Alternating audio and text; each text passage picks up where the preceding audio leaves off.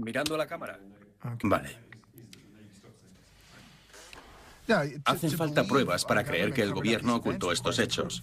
Una teoría conspirativa, como cualquier otra teoría, necesita pruebas. Eso fue lo primero que me pregunté. ¿Dónde están las pruebas? Los científicos que aparecen en este programa hablan ante las cámaras por primera vez. En 1997, científicos de la NOAA grabaron un sonido en las profundidades del Pacífico. Se cree que es de origen orgánico, pero no se ha podido identificar. Lo llamaron bloop. A principios de la década del 2000, se demostró que la Marina provocó el varamiento de ballenas mientras se probaba un sonar militar. Durante años, la Marina negó ser el responsable de esos varamientos, pero es un hecho. En algunos de esos incidentes, se informó de otros cuerpos que fueron arrastrados con las ballenas. En 2004, 2 niños fueron los primeros en llegar a un varamiento masivo en el estado de Washington. Lo grabaron con su móvil. Los niños aseguraron haber visto algo ese día. Aseguraban haber visto un cuerpo.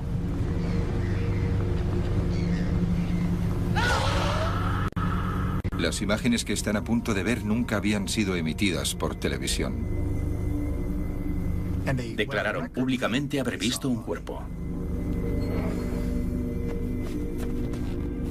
Más tarde, cambiaron la declaración oficial y la Marina se llevó los restos que encontraron los niños. Lo sé porque fui parte del equipo que investigó ese varamiento. Porque sé lo que hizo la Marina ese día. Y creo saber lo que se llevó. Sirenas. ¿Realidad o mito?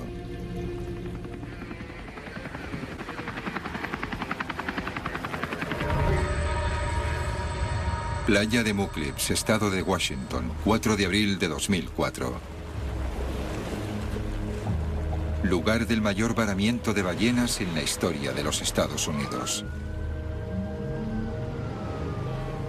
Un equipo de investigación de la NOAA, la Administración Nacional Oceánica y Atmosférica, con base en Seattle, llegó rápidamente al lugar para investigar la causa del varamiento masivo. El doctor Brian McCormick, respetado biólogo marino, dirigía la investigación. En el año 2000, McCormick publicó un estudio histórico que relacionaba los varamientos masivos de ballenas con las pruebas de sonares militares que realizaba la Marina. El estudio obligó a suspender el programa ese mismo año. El doctor McCormick y su equipo sospechaban que la Marina había empezado a utilizar nuevamente el sonar. Ahora 2 miembros de ese equipo han accedido a hablar por primera vez ante las cámaras acerca de lo que según ellos descubrió la Marina, pero nunca ha salido a la luz. Recuerdo que miré por encima de las dunas y aquello era increíble. Nunca había visto nada parecido. Me llamo Paul Robertson. Fui ayudante de investigación del Dr. McCormick. En aquel entonces, llevaba varios años trabajando en la NOAA. Cuando llegamos, se acercaba una tormenta y el viento soplaba tan fuerte que ahuyentó a toda la gente de la playa. Así que solo estábamos nuestro equipo y el de la Marina. Acordonaron una zona de la playa. Había personas con trajes de protección contra materiales peligrosos. Podían ser biólogos o personal sanitario, no estábamos seguros. Pero eso nos llamó la atención. Brian fue uno de los primeros científicos en encontrar una relación entre el varamiento masivo de las ballenas y el uso del sonar de la Marina. Era el más experimentado en esos casos, pero ni siquiera él había visto algo parecido. Soy Rebecca Davis. Trabajé como bióloga de campo en la NOAA, en el Departamento de Mamíferos Marinos, antes de unirme al equipo del Dr. McCormick en 1999. Era visible la sangre que salía por los oídos de las ballenas. Nunca habíamos visto nada parecido. Todas las ballenas sangraban por los oídos. Eso significa que sufrieron algún tipo de traumatismo interno importante. Tomamos muchas muestras de tejido para estudiarlas con el microscopio y determinar la causa de la muerte. Lo recogimos todo tan rápido como pudimos. Pero Brian no quería irse. Quería coger la mayor cantidad posible de muestras porque quería saber qué estaba haciendo allí la Marina. Cuando el equipo de la Marina se fue, nos acercamos a la zona en la que habían estado trabajando y no habían abierto a ningún animal. No les habían practicado la autopsia. No teníamos ni idea de lo que habían estado haciendo.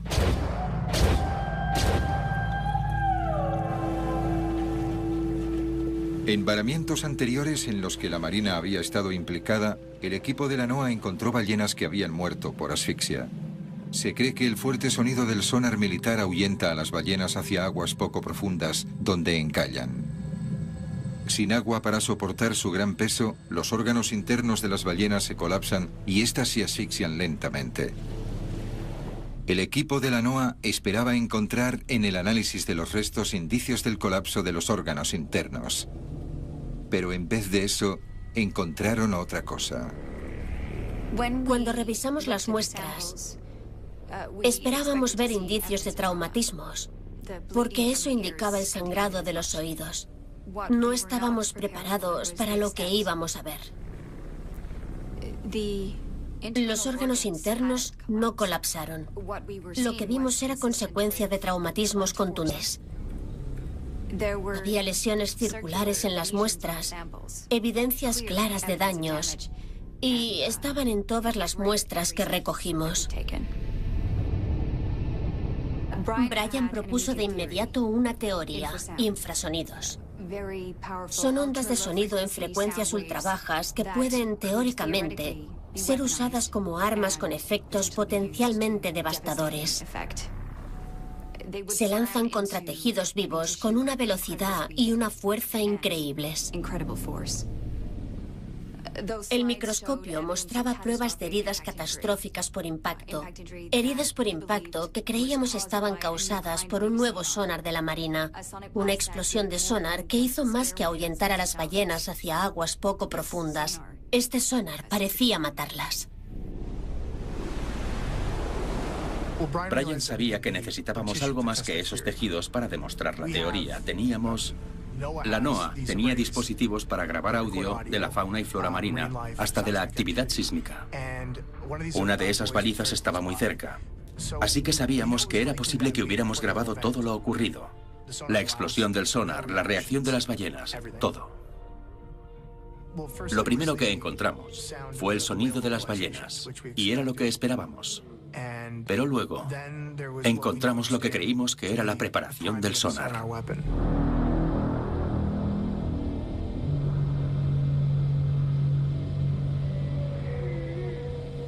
Luego hubo un silencio. Resultó ser la calma que precede a la tormenta, porque entonces oímos un boom.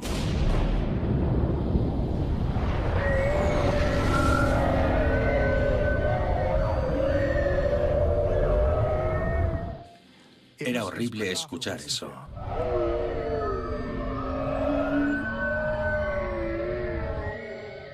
Brian estaba tan preocupado catalogando la explosión del sonar que casi pasa por alto lo que había después.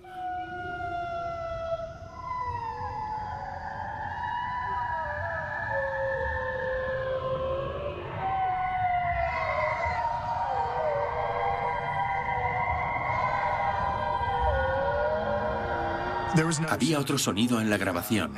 Era el grito de un animal. Nos dimos cuenta de que era un bloop, la misma criatura que la NOAA grabó en 1997. Pero, en este caso, la grabación duraba más tiempo. Es el grito animal más complejo e intrincado que he oído. No teníamos ni idea de dónde provenía ese sonido. Lo único que sabíamos era que esa criatura que se había escuchado una sola vez en la historia de la humanidad había vuelto a aparecer.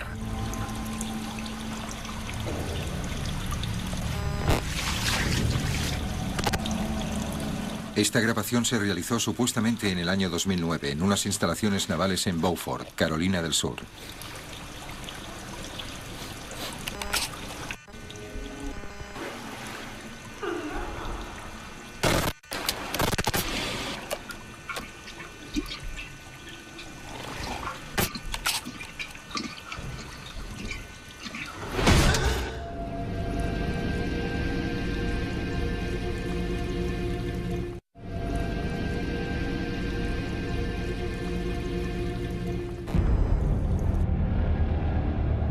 He visto la grabación que supuestamente se hizo en Beaufort.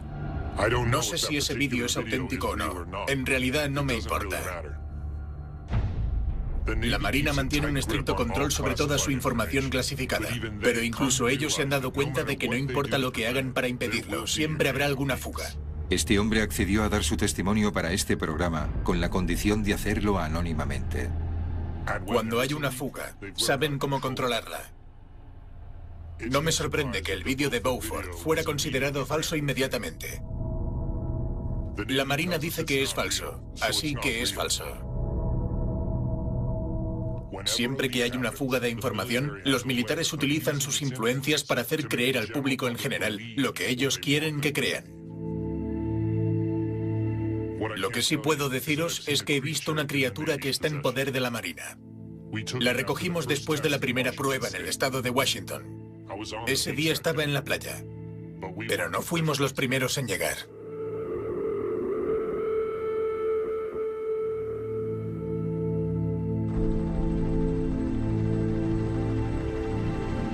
En los meses siguientes al varamiento en el estado de Washington, el equipo de la NOAA respondió a un gran incremento de varamientos masivos a lo largo de las dos costas de Estados Unidos.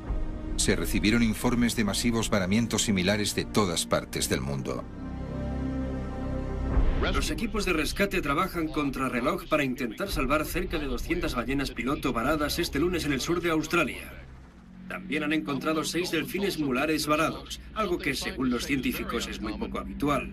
Es el cuarto incidente de este tipo en pocos meses en la misma parte del sur de Australia, y los científicos no encuentran explicación a esos incidentes. Estaba ocurriendo en todo el mundo, así que íbamos examinando los varamientos por todas partes. Alertamos a las agencias marítimas de lo que descubrimos con las explosiones del sonar. Y empezamos a escuchar otras cosas. Informes de cuerpos arrastrados con las ballenas. Había rumores de que las ballenas arrastraban con ellas otras cosas. Y en todos los casos, las autoridades siempre estaban cerca para controlar la escena. En ese momento, lo único que queríamos era que los varamientos parasen de una vez. En algunos de estos incidentes no solo se recibieron informes de cuerpos encontrados, sino de algo más. Algo de lo que ya se había informado antes. No eran cuerpos, sino lanzas. Durante años, pescadores de aguas profundas de todo el mundo las han visto. Las encuentran en peces pescados en mar abierto. En los archivos de un informativo alemán encontramos una entrevista a un pescador que tuvo una experiencia con ese extraño fenómeno. Me llamo Hans Bauer. Crecí en el puerto pesquero de Sassnitz. He sido pescador toda mi vida. Solía trabajar en un barco de Bremerhaven. Hacíamos principalmente pesca de arrastre de bacalao y abadejo en el mar Báltico. Ya había escuchado muchas historias sobre objetos extraños encontrados en peces atrapados en mitad del Báltico. Pero en un arrastre que hicimos en las aguas profundas de la cuenca del Bornholm, lo vi con mis propios ojos. A veces, cuando subíamos las redes al barco, las encontrábamos. Los peces estaban muertos. Tenían lanzas en los costados. Lo vi varias veces. Así que en uno de esos viajes llevé mi cámara. Quería hacer fotos de las ballenas para enseñárselas a mi hijo. Fue en ese viaje, mientras subíamos las redes, vimos salir algo de las redes cuando las estábamos subiendo al barco. Entonces fui corriendo a por la cámara y pude hacer una foto.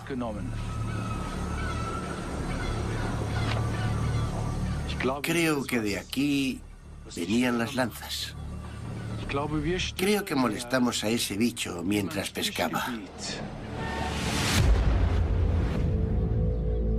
Solicitamos información al Departamento de Defensa y pedimos que limitaran las operaciones de la Marina, pero no conseguimos nada. La Marina aseguraba que únicamente estaba estudiando las anomalías y que no las estaba causando. Nosotros seguimos compilando los perfiles de esos sucesos y repasando lo único que teníamos, que era la grabación. Escuchamos y analizamos la grabación no sé cuántas veces y la comparamos con grabaciones de ballenas y delfines. Este sonido, a nuestro entender, parecía mucho más intrincado, mucho más avanzado. Creímos tener ciertas posibilidades de resolver el misterio, pero nos sobrepasaba. Así que necesitábamos ayuda. Soy el Dr. Rodney Webster de la Universidad del Sur de Florida. Estoy especializado en comunicaciones animales. Mi trabajo se centra principalmente en las vocalizaciones de cetáceos, delfines y ballenas. Gran parte de mi trabajo consiste en buscar significantes, que son sonidos particulares a los que puedes relacionar un sentido o un estado anímico. Para los humanos serían palabras, así que serían como palabras de delfines. Lo más interesante de la grabación de 2004 es que pude identificar literalmente cientos de significantes y organizarlos en patrones reconocibles. En los 30 años previos no habíamos reunido tanta información en el estudio de delfines y ballenas. Pero eso no fue todo lo que el Dr. Webster encontró en la grabación. Me di cuenta de que había cambios de tono en el bloop en ciertas partes de la grabación. Así que realicé un análisis espectrográfico de los datos en frecuencias superiores a las que percibe el ser humano. Y esto es lo que encontré.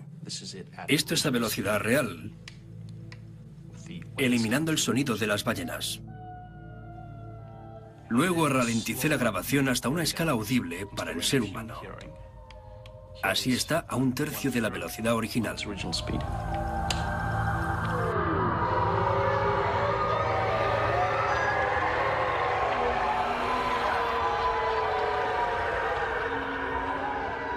Múltiples individuos. Literalmente miles de distintos significantes. Al menos media docena de huellas vocales individuales. Bien. Esto que oímos es un lenguaje.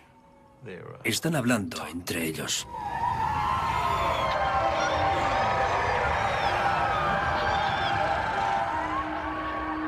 ¿Qué animal podía tener un lenguaje tan complejo, tan sofisticado?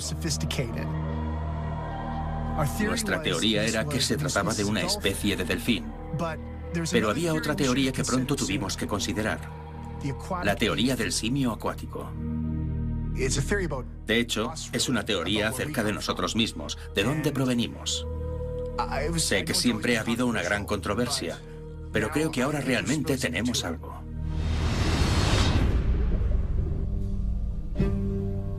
¿Por qué somos tan distintos de otros animales terrestres? Según esta teoría, es porque hubo un tiempo en que los primeros humanos pasaban la mayor parte de su vida en el mar, y el rasgo que nos hace tan distintos de otros animales terrestres es su legado de esa época. Podemos controlar la respiración como los mamíferos marinos y aguantarla más que cualquier otro animal terrestre. El récord de aguantar la respiración es de unos 20 minutos, casi el mismo tiempo que puede bucear un delfín. Comparada con los monos, nuestros parientes más cercanos, tenemos una columna vertebral mucho más flexible y tenemos membranas parciales entre los dedos que ellos no tienen. Son características de un entorno acuático. ¿Por qué las tenemos si no es para nadar? Los bebés humanos aguantan la respiración bajo el agua automáticamente, saben nadar instintivamente, mientras que un bebé de chimpancé o gorila se ahogaría. A diferencia de otros simios, nos despojamos del pelo. El pelo crea resistencia en el agua. Tenemos una gruesa capa de grasa aislante que nos mantiene calientes en el agua. Los únicos animales que nacen con una gruesa capa de grasa son los mamíferos marinos. Algunas personas están tan bien adaptadas a la vida submarina que siguen cazando en el fondo del mar y caminan a través del suelo oceánico. Los moquenes, un pueblo del sudeste asiático, pueden contraer las pupilas a voluntad para controlar la distorsión creada por el agua. De hecho, bajo el agua ven con la misma claridad que si llevaran gafas. En algunos lugares del mundo, los humanos son tan hábiles en el agua que pueden pescar sin anzuelo ni red. Son adaptaciones para la vida en el agua, pero carecemos de adaptaciones comunes a los animales terrestres. Derramamos lágrimas y sudor salino. La sal y el agua son recursos valiosos. Otros animales terrestres tienen formas eficientes de conservarlos. ¿Por qué nosotros no? Porque parte de nuestra evolución tuvo lugar en el mar. Bien, esto es solo una teoría, pero la transición de la tierra al mar ya ha sucedido antes, está documentado. Las orcas evolucionaron de un ancestro del lobo hace millones de años, y hay ejemplos más recientes. Hace 150 millones de años, una fracción de tiempo en términos evolutivos, un grupo de osos pardos se separó del resto de su linaje. Evolucionaron en una nueva especie.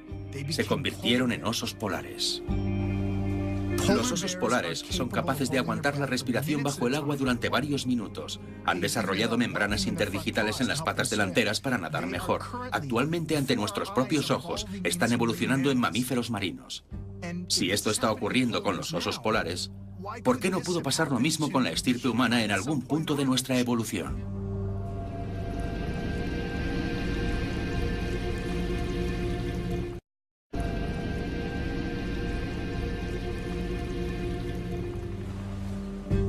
¿Podríamos descender de un grupo de simios que un día se convirtieron en mamíferos marinos? África, hace 7 millones de años.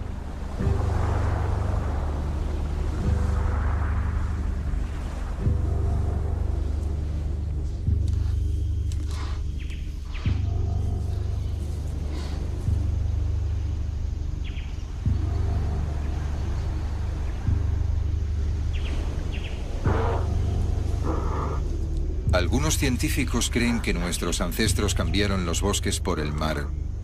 Pero, ¿qué los trajo aquí? ¿Qué les llevó hasta la orilla del mar?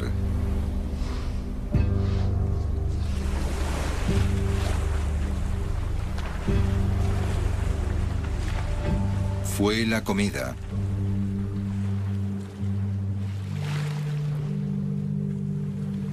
Incluso se cree que nuestra habilidad para caminar erguido se desarrolló por primera vez aquí, caminando entre las aguas poco profundas donde era fácil encontrar comida.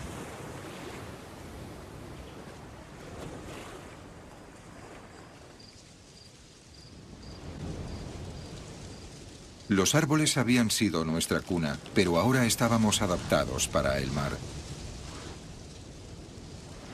Con el tiempo, más ancestros de los humanos se reunían a lo largo de la costa.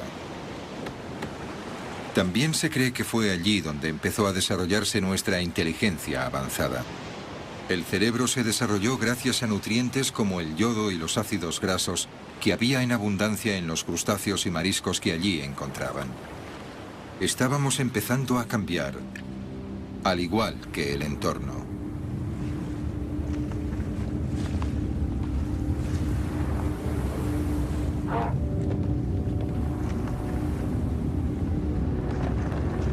Terremotos. Actividad volcánica a lo largo de la costa. La costa este africana pronto quedaría inundada por un aumento del nivel del mar. Algunos de nuestros ancestros se quedaron en tierra y conservaron algunas de las características de adaptación del período acuático de su evolución. Otros se fueron en distintas direcciones.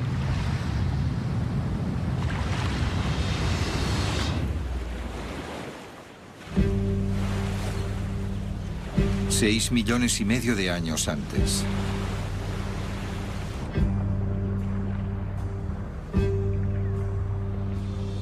Si nuestros ancestros lejanos pasaron un tiempo viviendo en el mar, ¿es posible que un grupo se separara del resto?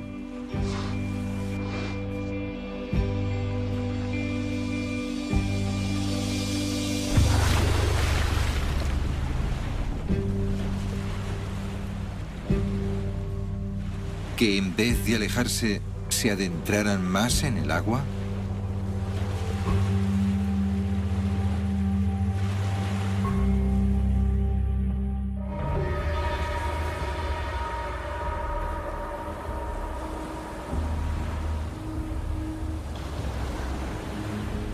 Detallamos todos los varamientos posteriores al de Washington para intentar establecer un patrón de participación de la Marina.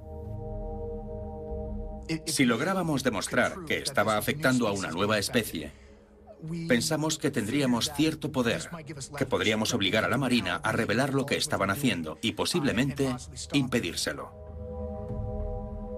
Teníamos pruebas circunstanciales sólidas, pero necesitábamos más, y eso fue lo que obtuvimos en el varamiento de Sudáfrica. Lo que hace destacar ese varamiento es que nuestros colegas sudafricanos también lograron hacer una grabación.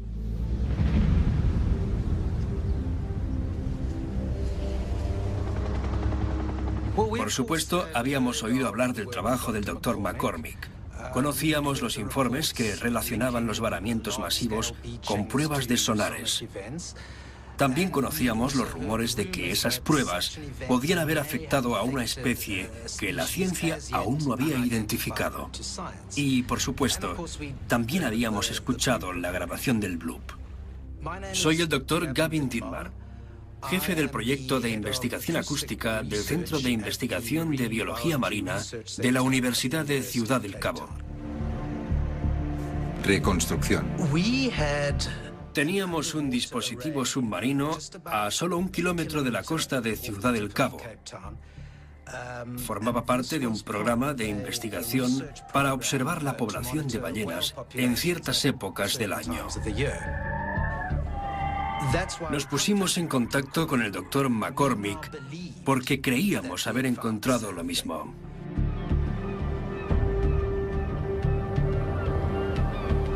Cuando escuchamos su grabación, inmediatamente aceptamos su invitación para ir a investigarlo.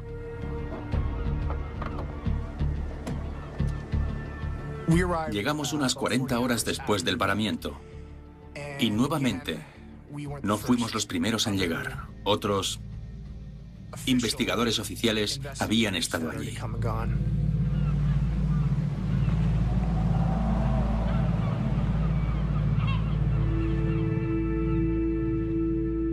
El varamiento de Sudáfrica fue el más grande desde el varamiento del estado de Washington y nuevamente encontramos los mismos patrones de traumatismos acústicos.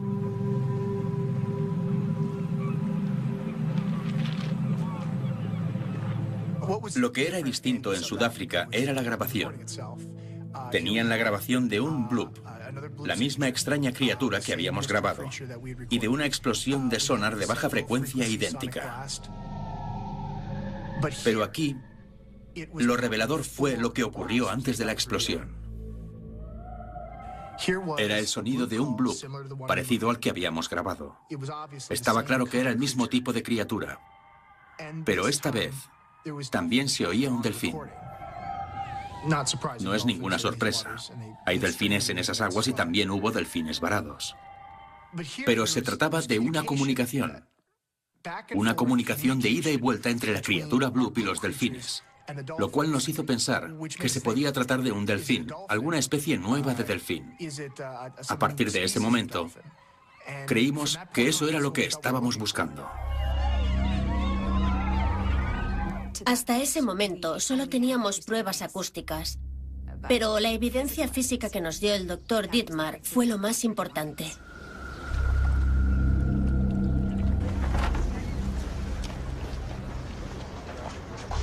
Es un tiburón blanco. No es el tiburón, sino lo que tiene dentro.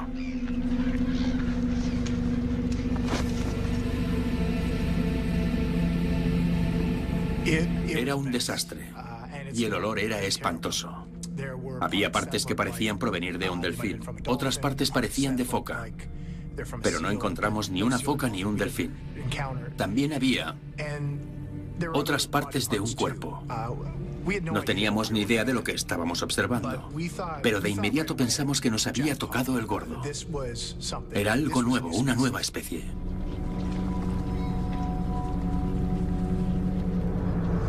Había marcas de pinchazos alrededor de las agallas y la boca del tiburón. Al principio pensé que se trataba de lesiones ocasionadas con el arpón cuando estaba cerca del barco. Pero examiné una de esas lesiones y encontré en su interior un aguijón de raya venenosa. Podría haberlo dejado una raya venenosa mientras se defendía. Los tiburones comen rayas, el tiburón martillo y el tiburón tigre lo hacen, pero no el tiburón blanco. De modo que guardé el aguijón. Pensé que era algo que podía publicar en alguna revista. Me pareció interesante. Costa africana, hace 6 millones de años.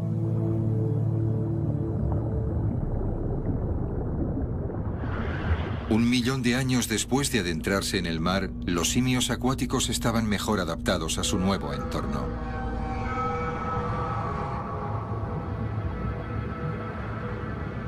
Perdieron la mayor parte del pelo y podían aguantar la respiración durante varios minutos. Seguían aprendiendo a cazar. Aprendían mediante la observación.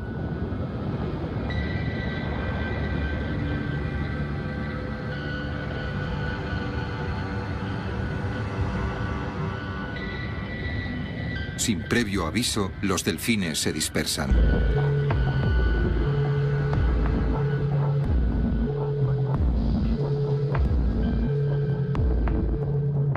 Temporalmente los simios acuáticos debían esconderse, pero con el tiempo aprendieron a defenderse de los peligros de su nuevo entorno.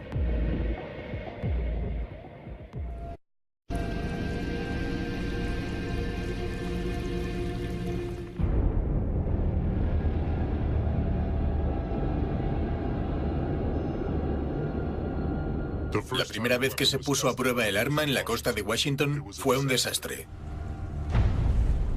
El resultado nos pilló completamente por sorpresa. El perímetro no estaba asegurado. Estaba totalmente abierto a cualquiera que paseara por la playa esa mañana. Esos niños estaban en el lugar indicado en el peor momento. Al principio parecía que iba a ser un problema. Se negaron a retractarse de lo que inicialmente afirmaron haber visto. Finalmente, convencimos a la madre de uno de los niños de que no se trataba de lo que creían haber visto. Normalmente la gente no quiere problemas cuando está implicado el ejército. La madre fue lo suficientemente lista como para hacer que los niños cambiaran su declaración. Mantuvimos vigilados a los niños, pero no le contaron a nadie lo que sucedió. Mantuvieron en secreto todo lo que ocurrió aquel día.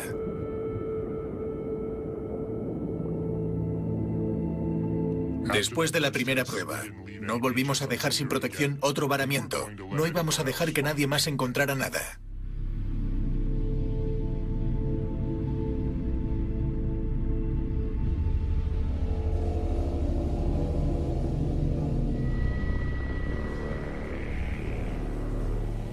Universidad de Ciudad del Cabo, 22 de julio de 2005.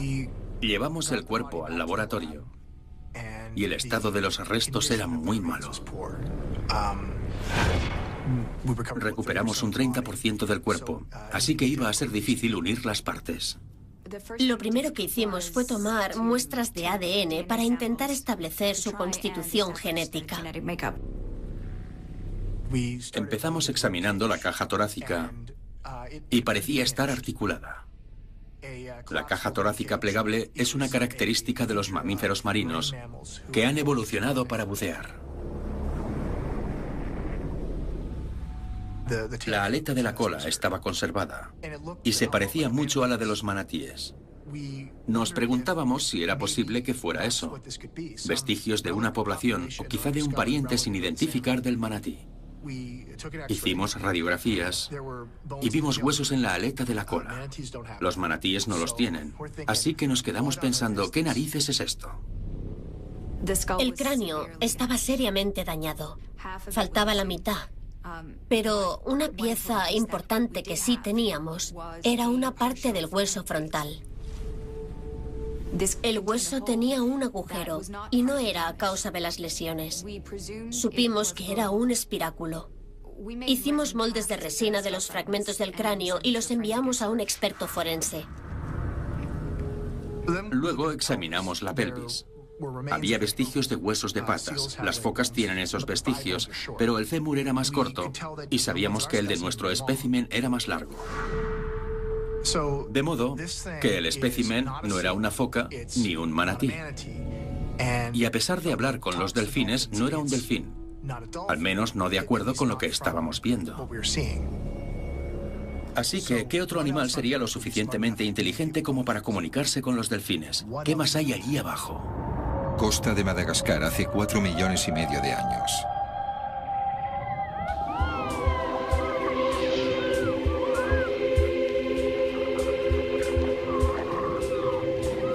La criatura que un día se ocultaba en las sombras ahora nadaba en mar abierto.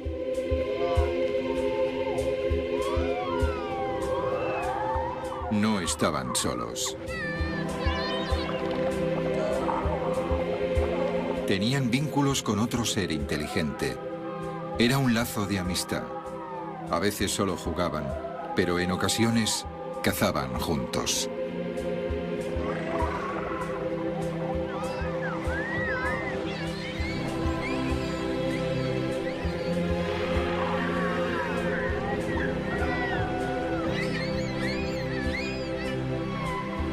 Sus ancestros dormían en árboles.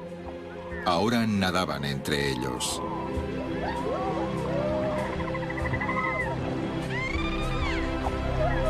Pronto su transición estaría completa. Al igual que los delfines, estarían adaptados al mar.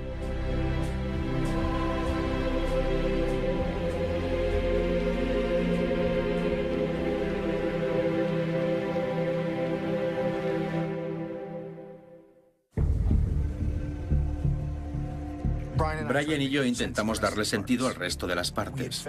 Encontramos un hueso que no era parte del animal. Tenía marcas a todo lo largo y en la punta tenía una muesca tallada. No sabíamos qué hacer con eso, así que lo dejamos a un lado para analizarlo más tarde. Empecé a trabajar con las falanges. Son los huesos que soportan las aletas o la estructura de las aletas de las focas y delfines. Estaba claro que esos huesos no podían ordenarse para configurar ninguna de esas cosas. Encontramos algo más. La criatura había sufrido lesiones por el sonar de la marina.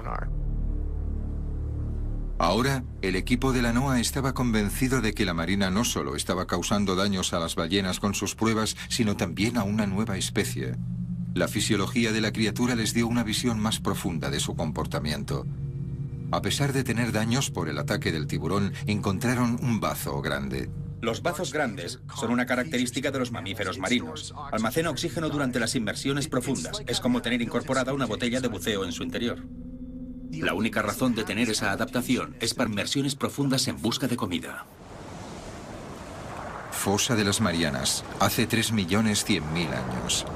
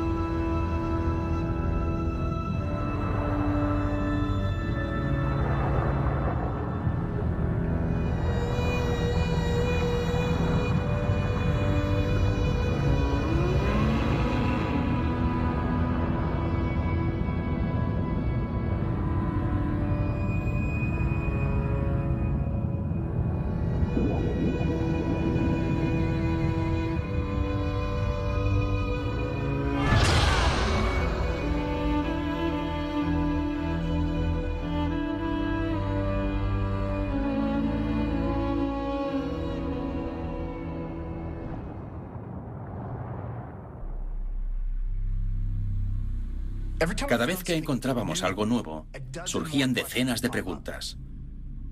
El Dr. McCormick invitó a una persona para que echara un vistazo. La burocracia sudafricana estaba tardando mucho en autorizarnos para sacar el material del país, así que Brian le hizo ir allí. Estoy especializado en biomecánica. en las distintas formas en las que los animales se han adaptado a distintos medios de locomoción. Soy el doctor Steven Pearsall. Cuando llegué pensé, ¿qué narices hago aquí si está claro que es un mamífero marino? La cola parecía la de los animales que se encuentran en los océanos. Solo cuando analizamos los restos con el escáner, me di cuenta de que se trataba de una cola que nadie había visto antes. Observando la estructura de la cadera, el doctor Pearsall reconoció algo sorprendentemente familiar. En los humanos, si observamos la parte alta de la cadera, encontramos unas crestas. Se denominan crestas ilíacas y están diseñadas para soportar el peso. Parecía que la criatura tenía crestas similares en las caderas, pero no tenía sentido. Hasta que me di cuenta de que estábamos viendo la radiografía de forma incorrecta. Lo estábamos viendo así, pero de hecho teníamos que darles la vuelta. Entonces se hizo obvio que esa criatura un día caminó sobre dos patas. Solo hay un animal que camina erguido, en dos patas, que camina sobre dos pies. Si esa criatura caminó sobre dos patas, también tuvo... manos.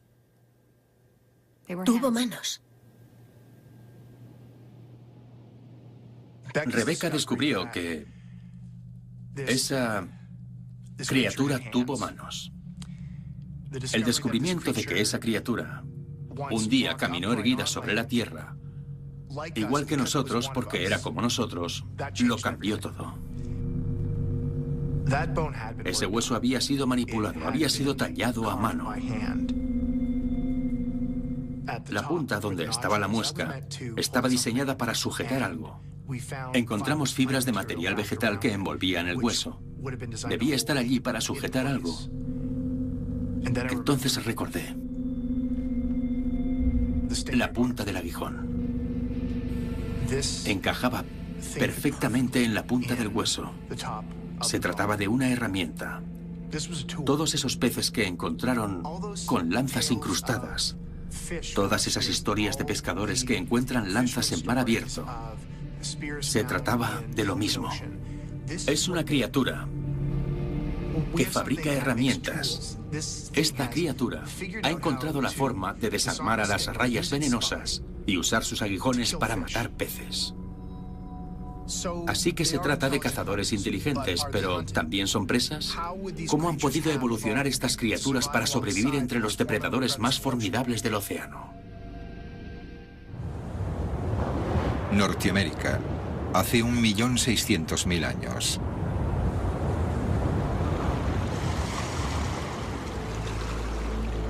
La Tierra, ahora cubierta de glaciares, debió parecer un lugar extraño y frío para ellos.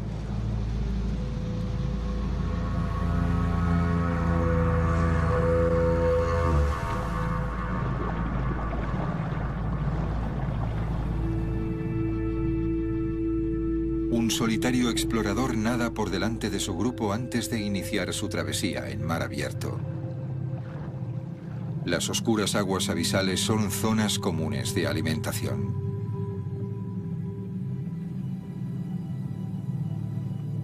Allí se reúnen las ballenas.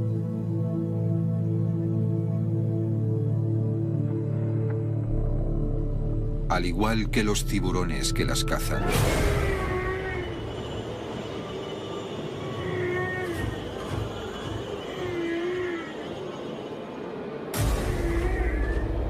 El megalodón, un tiburón tan grande como las ballenas. Un tiburón que come ballenas. Hace 1,5 millones de años las criaturas debían enfrentarse al monstruo más grande que ha reinado en los mares.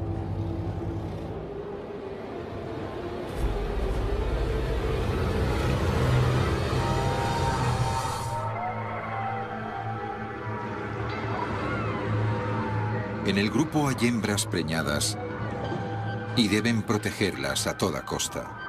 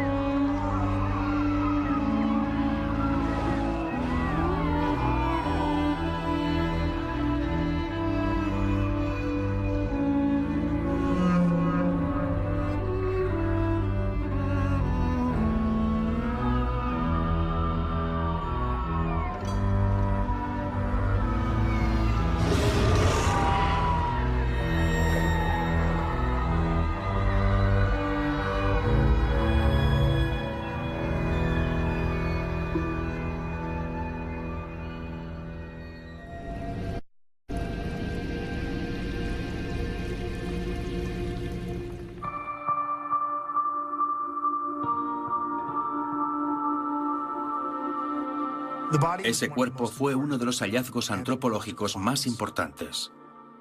Posiblemente sea uno de los descubrimientos científicos más importantes en la historia de la humanidad.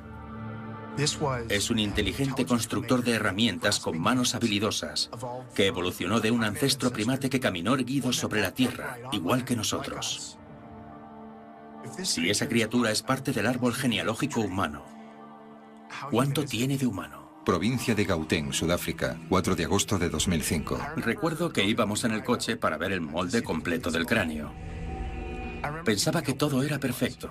Nos dirigíamos a uno de los lugares donde encontraron a algunos de nuestros ancestros más antiguos. Y estábamos a punto de conocer a otro. Solo que este no era un ancestro, sino una criatura que sigue allí. Reconstrucción. Soy la doctora Lian Visser, antropóloga forense del Departamento de Evolución del Hombre. Me hice cargo de la reconstrucción del individuo basándome en los fragmentos de cráneo y otros huesos. De inmediato me llamaron la atención ciertas características.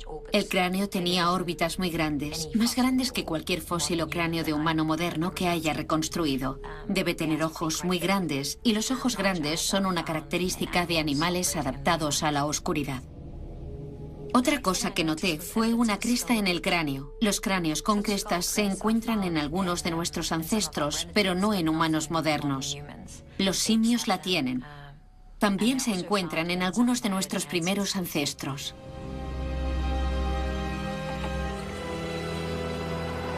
Examinar el cráneo reconstruido permitió a la doctora Visser trazar el interior de la cavidad del cerebro. Descubrió que las zonas que en los humanos corresponden a la interpretación de sonidos eran muy grandes. La abertura en la parte frontal del cráneo estaba conectada a una amplia serie de cavidades nasales. La forma y las características del cráneo revelaron lo complicada que es la capacidad acústica de esa criatura. La forma cóncava de la parte frontal del cráneo indica que cuentan con un melón, una masa especializada de tejido graso que permite a los delfines y a las ballenas la ecolocalización. No es un espiráculo. No lo usan para respirar, sino para canalizar el sonido. La reconstrucción del cráneo demostró que es posible que esa criatura sea capaz de usar la ecolocalización. Se trata de la criatura que hace ese sonido, el grito que no habíamos podido identificar. La ecolocalización, una forma de biosonar, es la habilidad de emitir sonidos de altas frecuencias que rebotan en objetos para darle al animal un mapa mental de su entorno. Utilizan el sonido para encontrar comida y para comunicarse en medio del oscuro y vasto océano. No tenemos duda de que ese animal era el que hacía el bloop. Era el mismo animal que hizo el bloop que grabamos en 1997. El mismo que grabamos en el estado de Washington en 2004. Y era el mismo animal que grabamos en Sudáfrica, el que hablaba con los delfines. Océano Índico, hace 100.000 años. Las criaturas se comunican con los delfines. Lo hacen para cazar en los bancos de sardinas. Casi todos los depredadores del océano convergen en una caravana de varios kilómetros de largo durante la migración marina. Pero solo 2 trabajan juntos.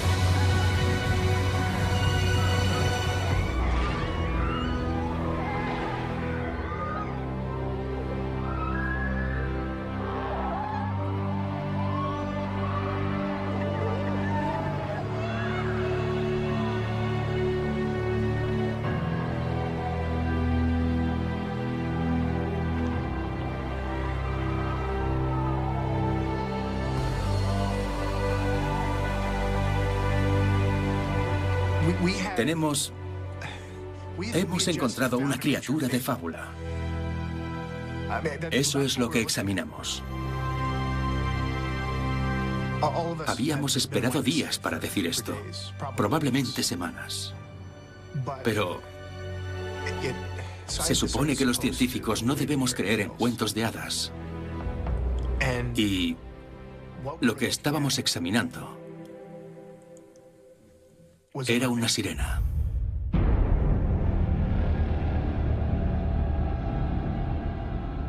Si la grabación de Beaufort es auténtica, no es la misma criatura que cogimos en Washington.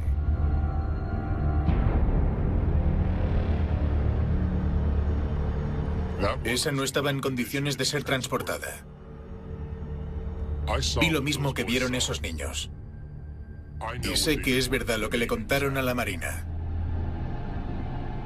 ¿Cómo creéis que reaccionaría la gente si supieran que estamos matando una especie desconocida, que es probablemente el único ancestro superviviente de los humanos? Mirad cómo siguen reaccionando con el varamiento de las ballenas. Si el público ve algún día a esa criatura, habrá una gran protesta.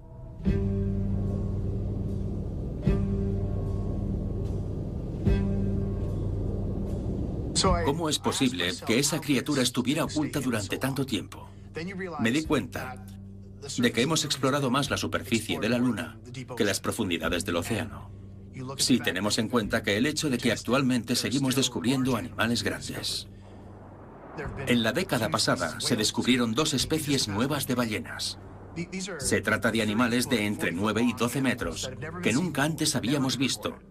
Nunca habían sido grabados, animales gigantescos que fueron vistos por primera vez en los últimos 10 años. De modo que sí, es posible que sigan escondidos.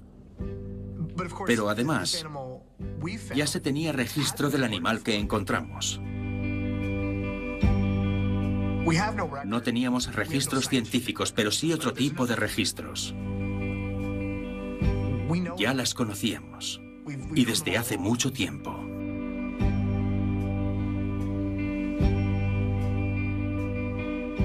Los cuentos de los marineros de todo el mundo hablan de ellas. Los navegantes griegos las describían. Lo mismo que los vikingos. Igual que los chinos durante su gran época de exploración marítima. Existen registros medievales e incluso del siglo XIX donde los capitanes de barcos balleneros las vieron nadar con grupos de ballenas.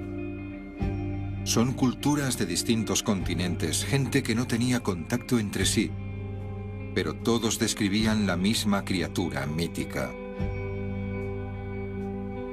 ¿Estas historias podrían ser más que un mito? Existen registros en los cuadernos de bitácora de Cristóbal Colón y Henry Hudson de avistamientos de criaturas humanoides con vientres pálidos y moteados, dorsos azul oscuro y colas en forma de remo. ¿Podrían ser descripciones exactas de lo que vieron? ¿Podrían darnos una nueva perspectiva a otras evidencias históricas, como estos dibujos italianos del siglo XVI, de lo que se pensaba que era la descripción de alguna anomalía médica humana? Ahora, estos bosquejos podrían contar una historia distinta.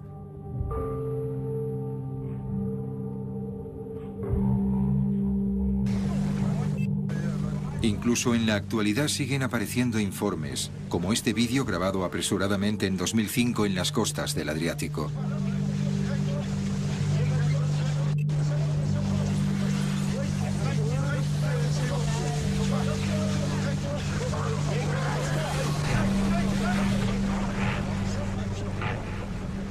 Este avistamiento reciente proviene de pescadores en alta mar. El más antiguo puede encontrarse en el desierto que quedó donde un día hubo un mar. Egipto, en la actualidad.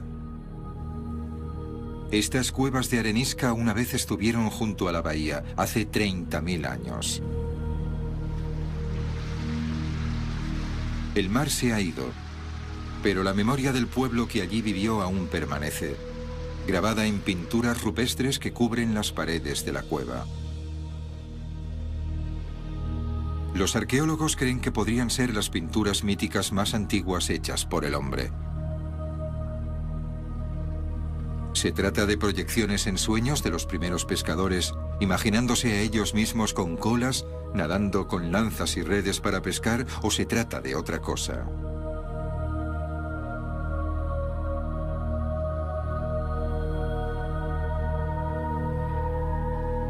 Los primeros humanos luchaban salvajemente por zonas de cultivo y de pesca.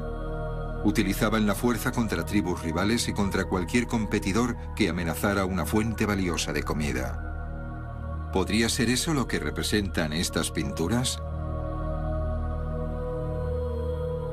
¿Podrían estas pinturas ser un registro del conflicto del hombre con una criatura que ahora está relegada a los mitos? ¿Los empujamos a la extinción? ¿O los empujamos a esconderse?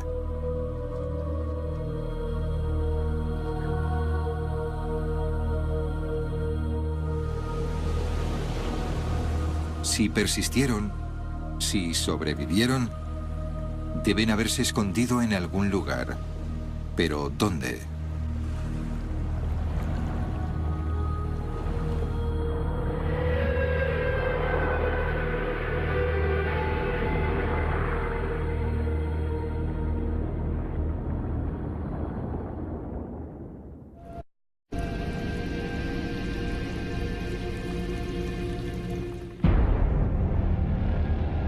Sabíamos lo que tenían. Lo sabíamos incluso antes de que ellos lo supieran. Desde 2004 le hemos seguido la pista al equipo de McCormick. Le seguimos hasta Sudáfrica. Sabíamos que habían encontrado la misma criatura que nosotros nos llevamos de la playa. Tenían pruebas que podían suponer el cierre de la operación. Tenían pruebas físicas que podían habernos hecho parar. ¿Creéis que íbamos a permitir que lo hicieran? Estaban adelantando nuestra investigación. Por eso los dejamos continuar. Por un tiempo. En ese momento ya habíamos concluido en Sudáfrica y estábamos preparando las pruebas para volver a Estados Unidos, pero faltaban los permisos. Las autoridades sudafricanas nos estaban demorando los permisos para sacar las pruebas del país. Debimos saber lo que iba a pasar. Ahora es difícil recordarlo todo. Es difícil recordar lo emocionados que estábamos. La razón por la que accedí a hacer esto es porque creo que va a ser útil. Rebecca y yo lo creemos. Sin embargo, Brian es más desconfiado. Creo que no está convencido. Y no lo culpo en absoluto después de lo que ocurrió. Ciudad del Cabo, Sudáfrica, 8 de agosto de 2005.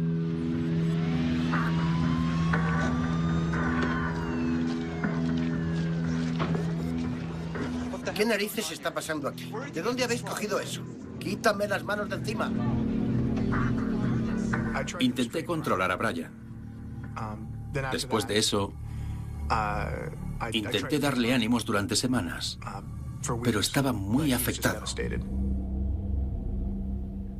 Todos lo estábamos. La policía lo confiscó todo. Todas las pruebas del laboratorio, todos los archivos, el cráneo reconstruido que íbamos a traernos y se llevaron el cuerpo.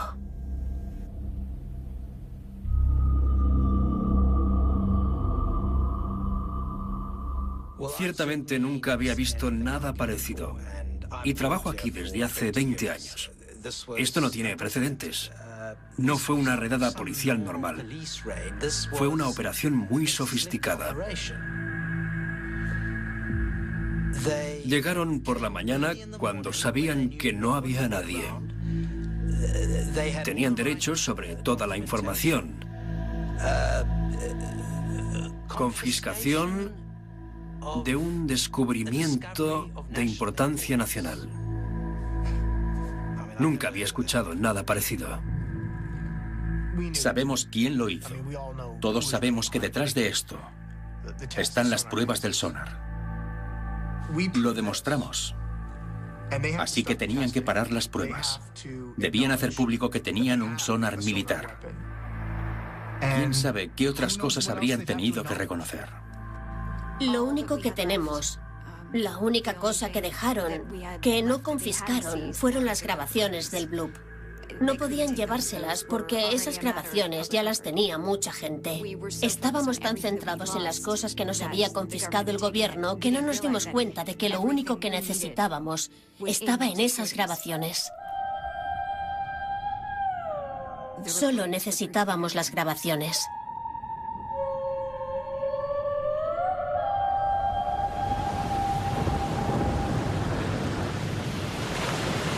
El Pacífico Sur, hace 150 años.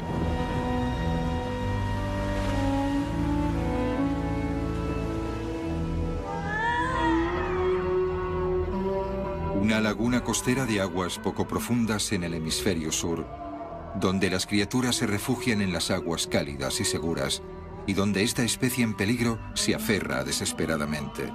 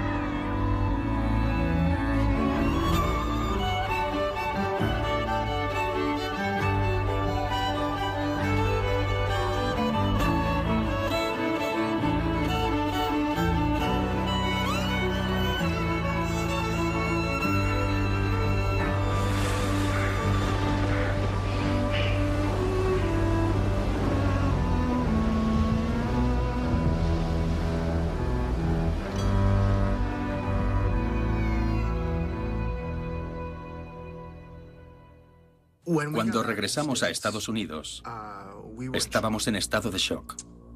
No pudimos quedarnos en Sudáfrica porque revocaron nuestros visados. Y cuando volvimos a Washington, presentamos varias quejas al gobierno de Estados Unidos y al de Sudáfrica. Después de un tiempo, el gobierno sudafricano respondió y compartieron las muestras de ADN que habían confiscado del laboratorio de la universidad donde las estaban procesando. Debido a que los resultados de las pruebas de ADN eran tan similares al humano, dijeron que las pruebas se habían contaminado en el laboratorio con ADN humano. Dijeron, ¿por qué otra razón iban a ser tan similares?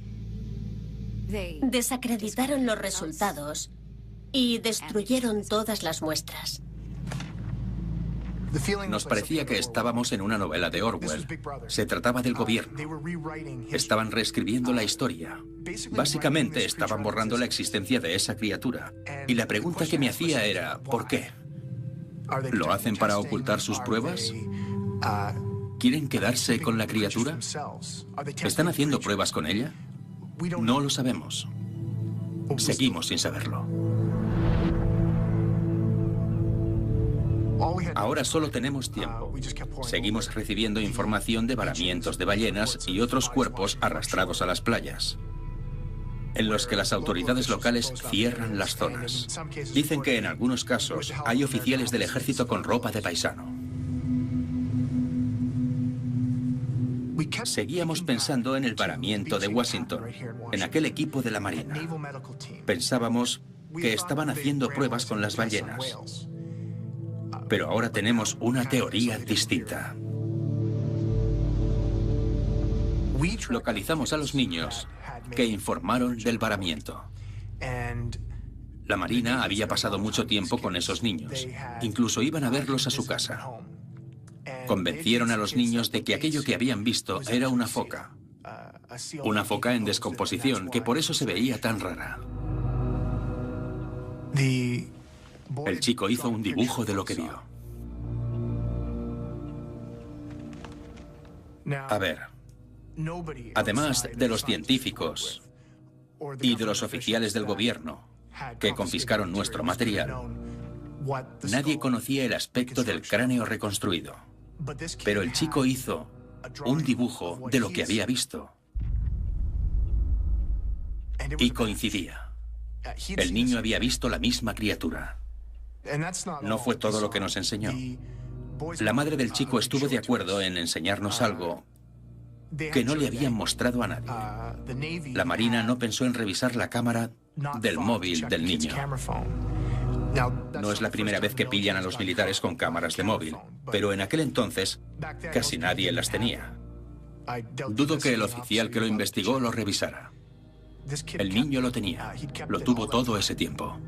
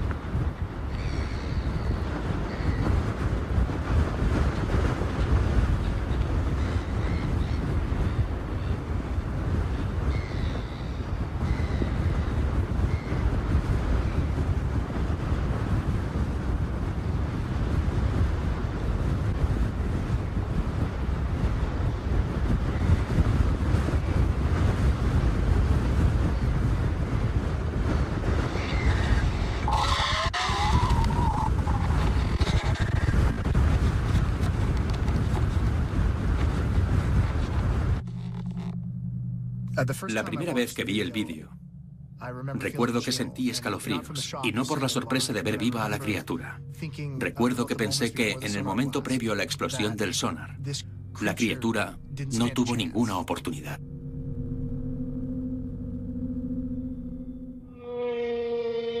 Costa de Washington, 4 de abril de 2004.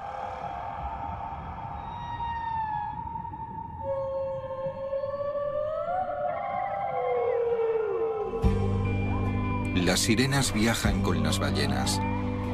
Migran desde las cálidas aguas del sur donde, al igual que las ballenas, paren a sus crías. Ahora se dirigen a las zonas de alimentación del norte. Las ballenas les brindan protección contra las orcas y tiburones de mar abierto, y las hembras con crías pueden nadar sobre ellas para conservar energías mientras recorren la costa del Pacífico.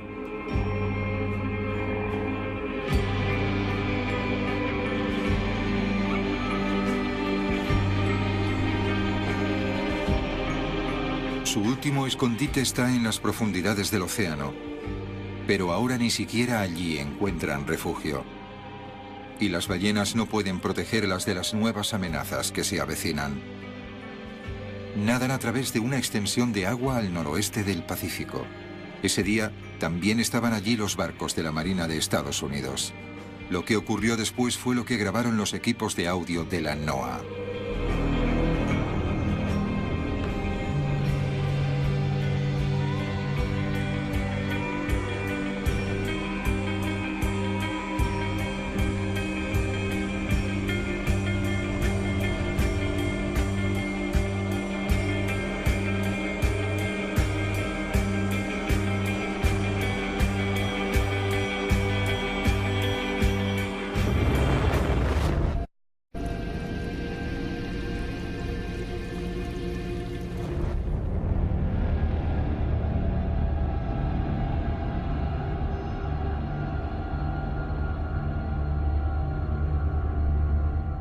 No volvimos a encontrar otra criatura viva.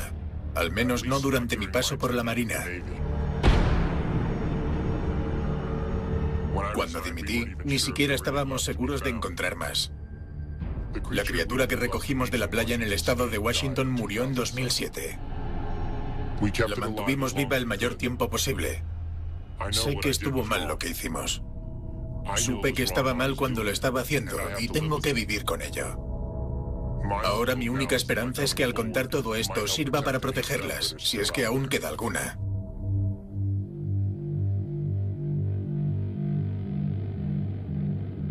Sabíamos que eran arrastradas con las ballenas. Lo que descubrimos fue que los varamientos ocurrían a lo largo de las rutas migratorias. No solo se relacionan con las ballenas, también migran con ellas. Queríamos intentar establecer contacto.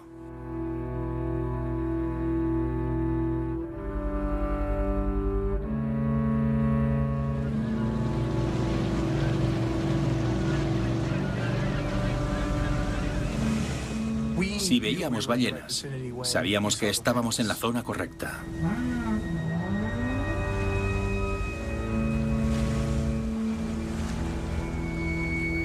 Empezamos a grabar y esperábamos para ver si había algo.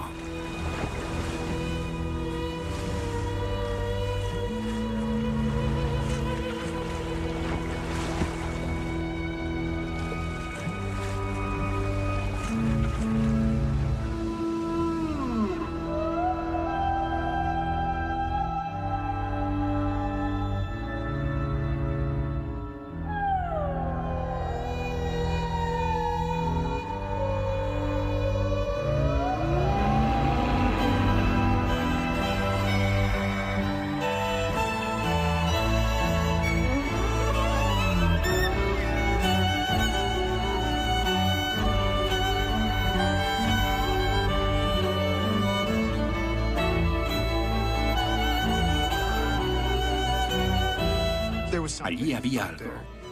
Brian estaba seguro de haber visto algo. Y yo también estoy seguro de haber visto algo.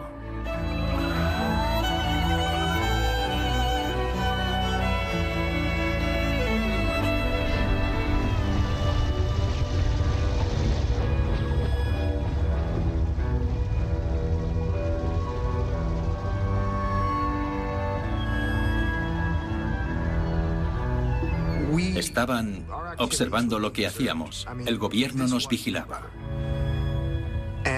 Cualquier cosa que hubiéramos grabado ese día nos la hubiesen cogido. Así no íbamos a lograr nada.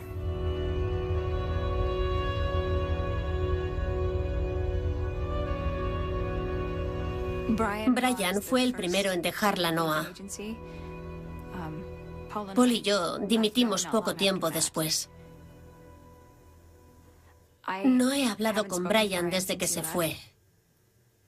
Supongo que piensa que la única forma de salvarlas es encontrándolas. Pero yo no estoy tan segura. Y creo que Paul tampoco lo está. Brian estaba hecho polvo y quería buscar a la criatura en los confines del mundo. Estoy seguro de que las encontrará. Sé que aún sigue buscándolas. Después de aquel día, no sé si yo puedo hacer algo. Ni siquiera estoy seguro de que deba intentarlo. Empecé a pensar en ellas como nuestros semejantes. La última vez que vivimos entre semejantes de la especie humana fue con los neandertales. Los desplazamos. Algunos científicos piensan que incluso los cazábamos, que acabamos rápidamente con su existencia. Esto es lo mismo. Lo que hicimos en la Tierra con nuestros congéneres, lo hacemos en el mar. No llevamos muy bien la coexistencia. A veces, otras responsabilidades suplantan a la ciencia. Mi único objetivo es que la Marina detenga las pruebas con su sonar. Que la justicia investigue sus actividades y que les ordene detener sus pruebas. Las sirenas han podido sobrevivir solo porque pueden esconderse. Y espero que sigan haciéndolo. Espero que sigan escondidas. No quiero que se las cace. ¿Por qué? No quieren que se las encuentre.